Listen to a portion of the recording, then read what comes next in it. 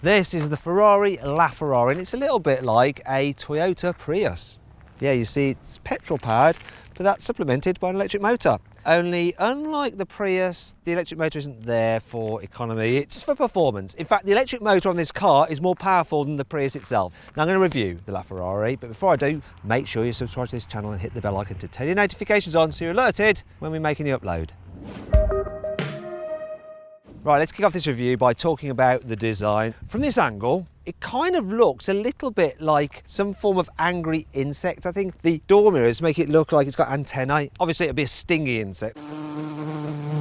Look at it, it's red and kind of scary looking. At the front, very, very F1. This front splitter here, I also like the venting here for the radiators. It just looks really purposeful. All the lines, all the creases, all the vents, they do something. Down the side, real nice wheels. Obviously, you've got center locking nuts there with the Ferrari emblem on. Swoops again, feeding the air where it needs to go. The air intakes here feed air into the radiators. I want to show you this as well, look.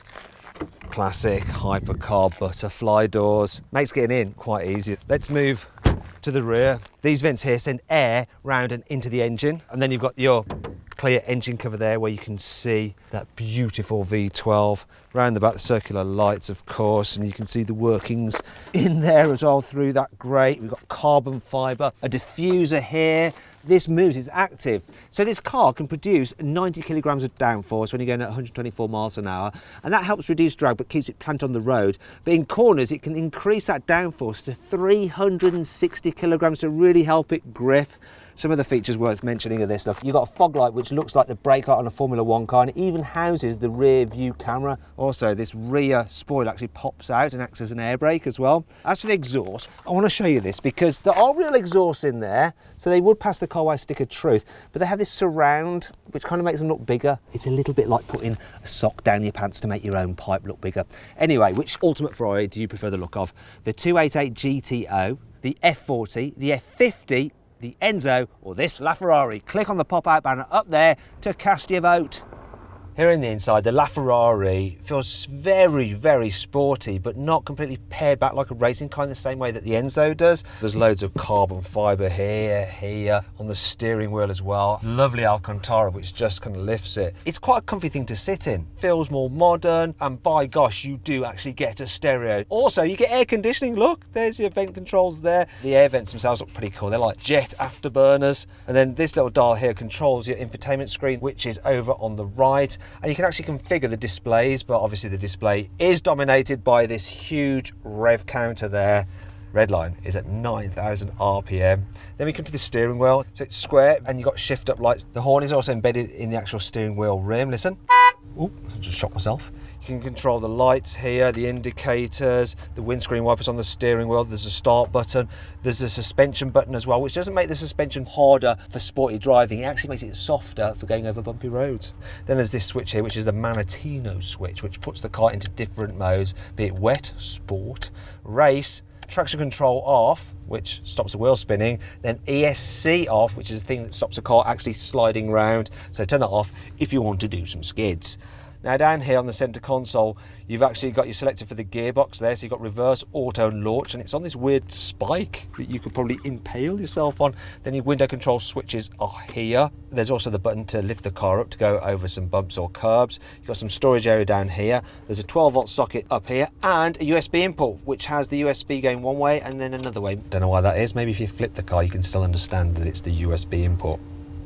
Also, there's a little plaque up here telling you that this is a limited edition car. One of 499 apparently. Gotta say, love the design of the seats and the feel of them as well. And you've got the Ferrari logo embossed in there. There's also a little storage area here. It's a glove box, which is only big enough for gloves. Unfortunately, I can't seem to shut it. It just went, no, it doesn't shut. There's also a little luggage net there as well. And check out the floor mats. They're just rubberized nonsense stuck to the floor. Over here you have the door mirror controls, and then there's the button here for your electric charging socket, for opening the frunk and then another one for opening the fuel filler cap. Also use this control over here to control the left side of the digital display, which has all the things like trip times and all the racy stuff. Speaking of racy stuff, these seats are super comfy, but they're fixed. If you want to get comfortable and you're a little bit short or tall, then you actually move the pedal box either towards you or away from you by pulling up this lever, and then of course you can move the steering wheel, and there is quite a lot of movement in it, as you can see. Now apparently the roof in the LaFerrari is about 30 millimeters higher than in the Enzo, and that means that you can actually wear a helmet in it if you're of normal size. There's some other touches around the place, like the Italian flag here on the dash. Also, there's some buttons up here embedded in carbon fiber for things like locking the car or for turning off the alarm if it needs to be towed because you've run out of fuel. Rear view mirror feels quite nice and is made of carbon fiber. All in all, a very, very nice place to sit. It's got lots of emotion, lots of style, feels good quality, and it's surprisingly just comfy. When you open the front, you might think, wait a minute, there isn't one. Ah, there is, look, it's under here. It's not particularly large though. That's your lot. You do have this, look. It's the thing for doing those centre locking nuts. And that's your lot. Well, here we have it then, the engine in the LaFerrari. It's a 6.3 litre naturally aspirated V12, pumps out 800 horsepower, but that's supplemented by a Curse electrical system, and that gives you an extra 163 horsepower. So in total, 963 horsepower and 900 Newton meters of torque. 0 to 60, 2.4 seconds. Top speed, 217 miles an hour. Yes, it's a bit of a beast, and it drives the rear wheels via a 7-speed dual-clutch automatic gearbox with launch control. There's some interesting things about this engine. So the batteries, which power that electric motor, are underneath the floor. Also, if you look over there, you will see some orange piping. That's connecting the battery pack to the electrical motor, and it's orange and clearly visible. So if the car has a fire, firemen can come in here and they know to disconnect those wires. Here on this side of the car is a fuel filler cap. On the other is actually an inlet for the battery. So there's one for the normal 12 volt, and then there's the other for the high performance battery, which drives that Curse system. However, this is not a plug-in hybrid at all. The only reason you have that is if you leave the car standing because you're a collector and it's an appreciating asset. You don't want the battery to go to so you need to top it up occasionally. The car actually recharges its battery under braking, or when you've got an overproduction of torque from the engine, say when you're cornering, it uses that to charge up the battery. And within 4 miles, it can charge its battery to full from flat. So you're good to have maximum performance. However, this car isn't perfect. Here's 5 annoying things about it. One of the problems with this engine bay cover is that it's quite heavy and it gets hot when you've been driving. So you go to check out your engine after you've had a good drive, you lift it up to here, realise that that's burning your fingers, you drop it, this goes down, smashes, and then you have to pay Ferrari 16 grand for their design fault. The batteries add 60 kilograms of weight to the car. In fact, the whole hybrid system weighs 143 kilograms. The total weight is 1,585 kilograms despite all that carbon fibre. Maybe they'd have been better off just using some turbos to boost the power instead of clever electrics to be all F1-y.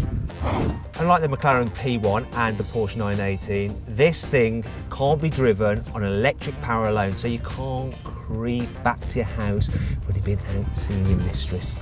You will wake your wife up with that V12. This is the first Ferrari not to be designed with input from Pininfarina since the Dino, so it's kind of like the end of an era, though actually, depending on your viewpoint, that could be a good thing. Actually, let me know. Which do you think looks the best? This LaFerrari or the Enzo? Click up there to vote. Done it? Good. Out there.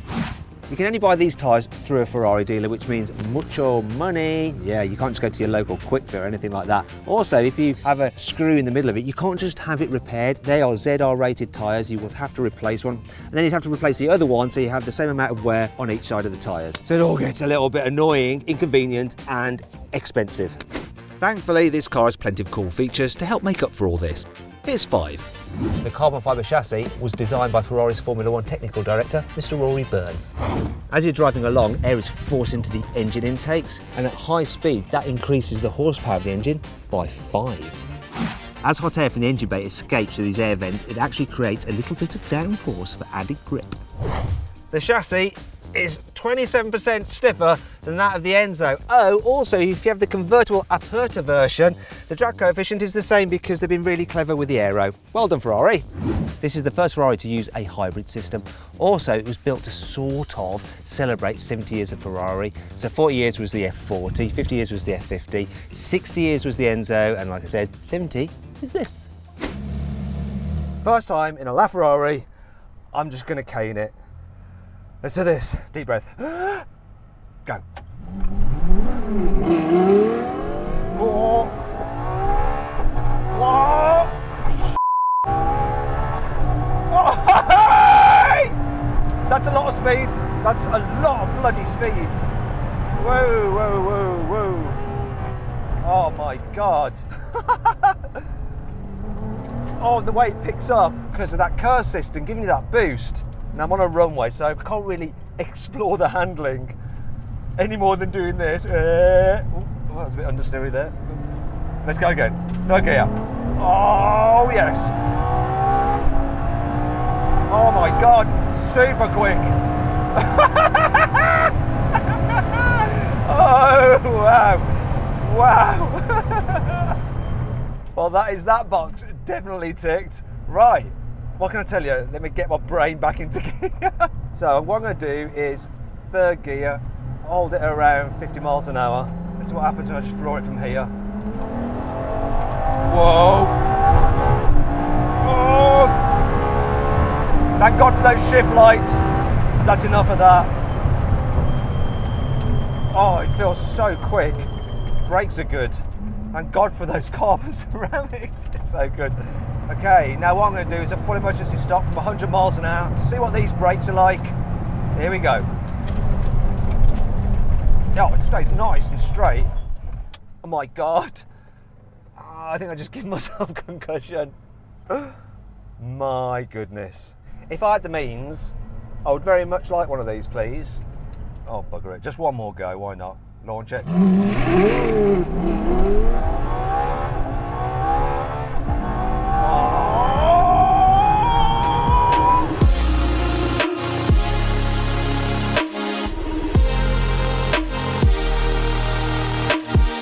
So then, what's my final verdict on the LaFerrari? Should you avoid it? Should you consider it? Should you shortlist it? Or should you just go right ahead and buy it? Well, yeah, if you can afford it, why would you not go right ahead and buy it? Or would you rather have a P1 or a 918 Spider?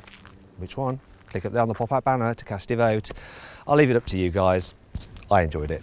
See you later. Hey guys, hope you enjoyed the video. If you did, give it a thumbs up. Also, I just wanted to say a big thanks to Andrew here for sorting out the car for me to review. Now, if you click over there, you can go check out his channel and find out about a chance to win something, apparently. Yes, guys, you can win a free 1 hour drive in our brand new Lamborghini Aventador S Roadster, and you also get a free MacBook Air. So click over there, check it out.